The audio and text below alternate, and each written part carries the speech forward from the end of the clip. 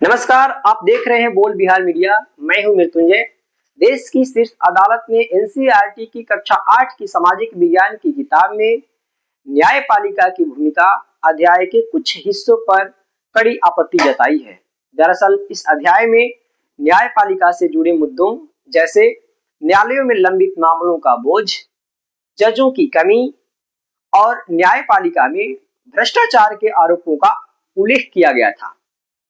Supreme court ने कहा कि इस तरह की सामग्री अगर बिना संतुलित संदर्भ बच्चों को पढ़ाई जाती है तो इससे न्यायपालिका की छवि प्रभावित हो सकती है और आम जनता का विश्वास कमजोर पड़ सकता है।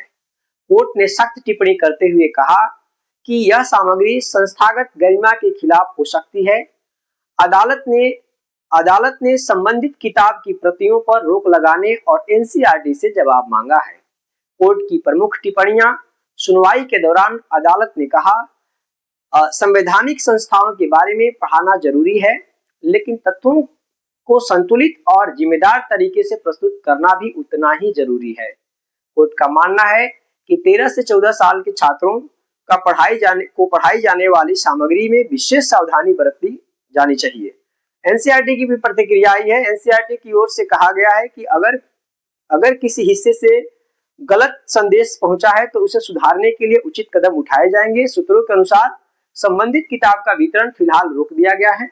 देश भर में बहस छिड़ गई है। इस फैसले के बाद देश भर में कुछ शिक्षा जो विशेषज्ञ हैं उनका कहना है कि छात्रों को वास्तविक चुनौतियों के बारे में बताना जरूरी है।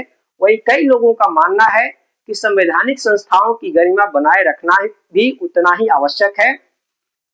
तो सवाल यही है कि क्या शिक्षा में पूरी सच्चाई बताई जानी चाहिए या उसे एक संतुलित ढांचे में पेश किया जाना चाहिए। यह मामला अब सिर्फ एक किताब तक सीमित नहीं रहा, बल्कि शिक्षा व्यवस्था और संस्थागत सम्मान के बड़े मुद्दे में बदल चुका है। आप क्या सोचते हैं? अपनी राय कमेंट में जरूर लिखें।